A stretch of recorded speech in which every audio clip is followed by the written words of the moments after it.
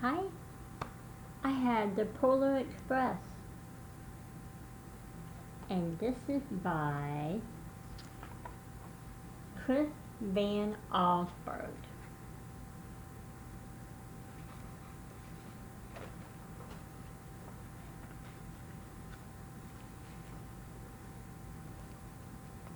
Let me see the picture before I start reading. On Christmas Eve, many years ago, I lay quietly in my bed. I did not rustle the sheets. I breathed slowly and silently. I was listening for a sound a friend had told me I'd never hear. The ringing bells of Santa's sleigh. There is no Santa, my friend had insisted, but I knew he was wrong. Late that night I did hear sounds, though not of ringing bells. From outside came the sounds of hissing steam and squeaking metal. I looked through my window and saw a train standing perfectly still in front of my house.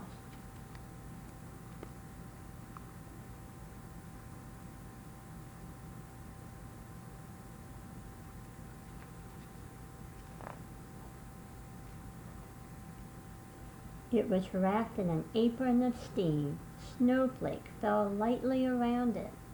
A conductor stood at the open door of one of the cars.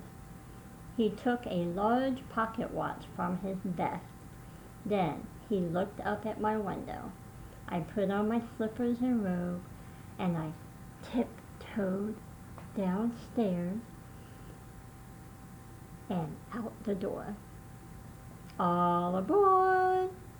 the conductor cried out. I ran up to him. "Well," he said, "are you coming?" "Where?" I asked. "Why, to the North Pole, of course," was his answer. "This is the Polar Express." I took his outreached hand, and he pulled me aboard.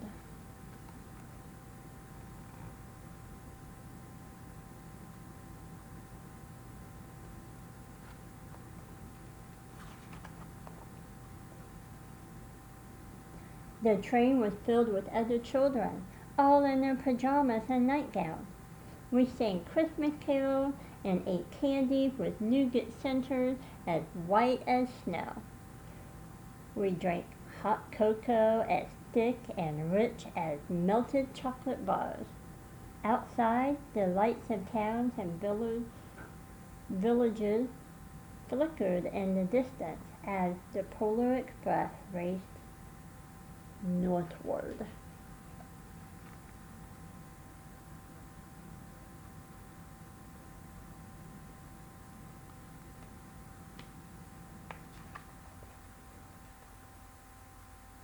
Soon there were no more lights to be seen. We traveled through cold, dark forests where lean wolves roamed and white-tailed rabbits had hid from our train as it thundered through the quiet wilderness.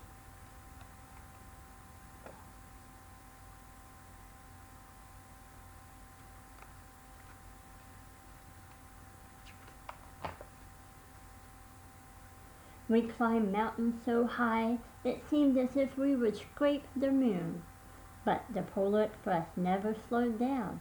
Faster and faster we ran along, rolling over peaks and through valleys like a car on a roller coaster.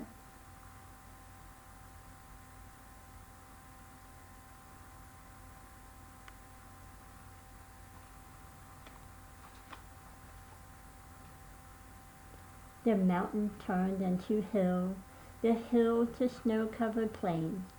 We crossed a barren desert of ice, the great polar ice cap. Lights appeared in the distance. They looked like the lights of strange ocean liners sailing on a frozen sea. "There," said the conductor, "is the North Pole."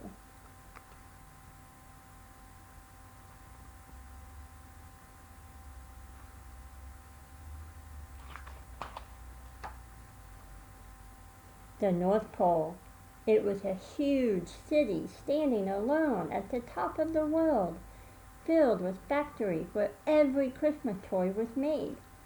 At first, we saw no elves. They are gathering at the center of the city, the conductor had told us. That is where Santa will give the first gift of Christmas. Who receives the first gift? We all asked. The conductor answered, he will choose one of you.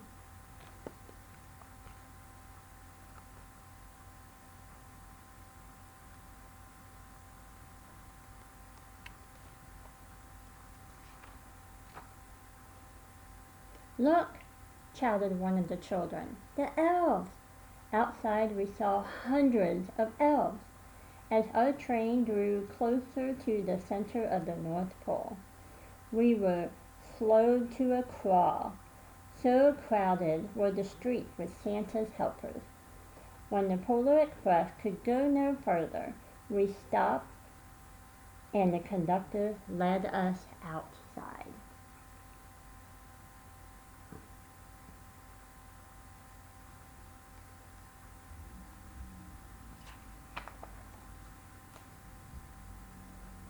We pressed through the crowd to the edge of a large open circle. In front of us stood Santa's sleigh. The reindeer were excited, and they pranced and they paced, ringing their silver sleigh bell that hung from their harnesses. It was a magical sound, like nothing I'd ever heard. Across the circle, the elves moved apart and Santa Claus appeared. The elves cheered wildly. He marched over to us and pointing at me, he said, let's have this feller here. He jumped into his sleigh and the conductor handed me up. I sat on Santa's knee and he asked, now, what would you like for Christmas?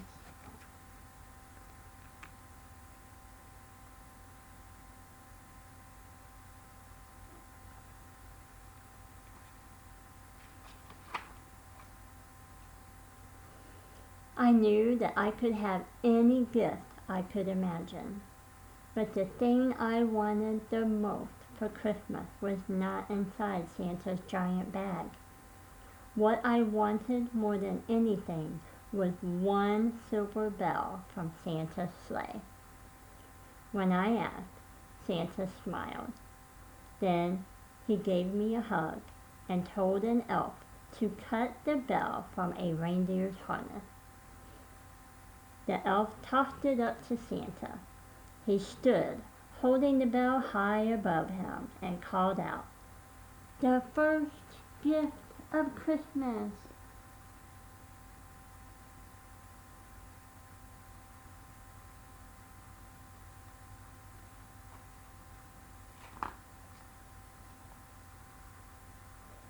A clock struck midnight as the elves roared their approval.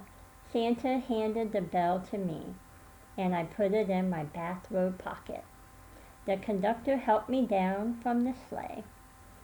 Santa shouted out the reindeer's names and cracked his whip.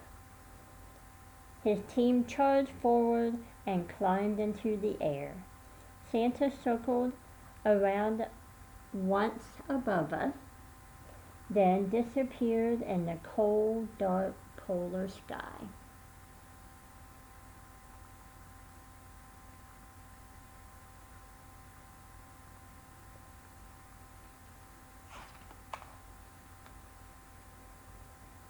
As soon as we were back inside the Polar Express, the other children asked to see the bell.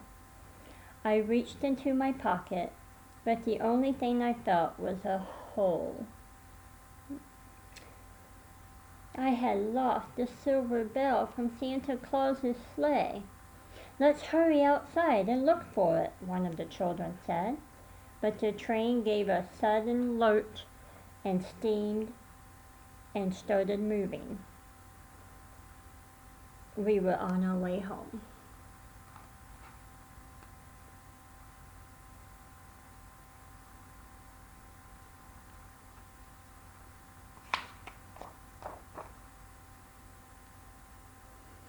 It broke my heart to lose the bell.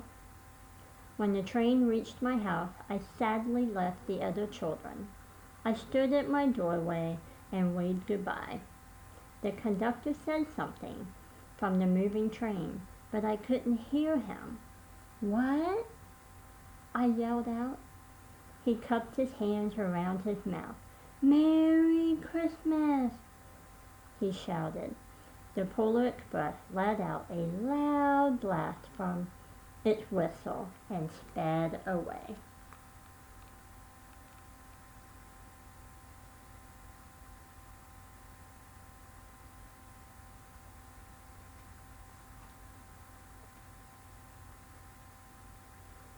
On Christmas morning, my little sister Sarah and I opened our present. When it looked as if everything had been unwrapped, Sarah found one last small box behind the tree. It had my name on it.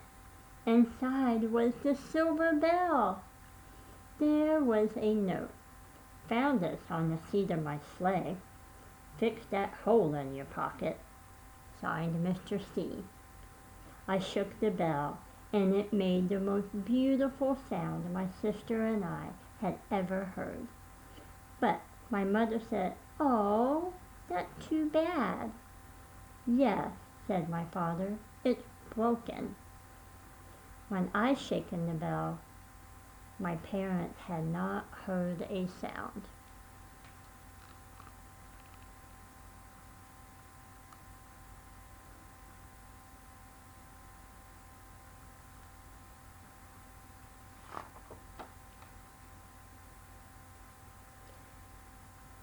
At one time, most of my friends could hear the bell, but as years passed, it fell silent for all of them.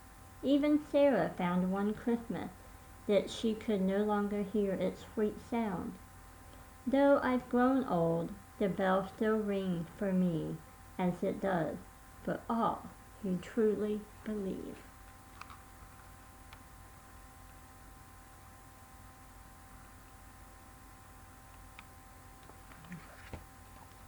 I hope you enjoyed that.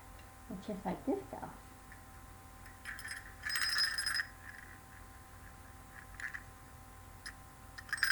I hope you always believe. Merry Christmas. Mwah. I love you.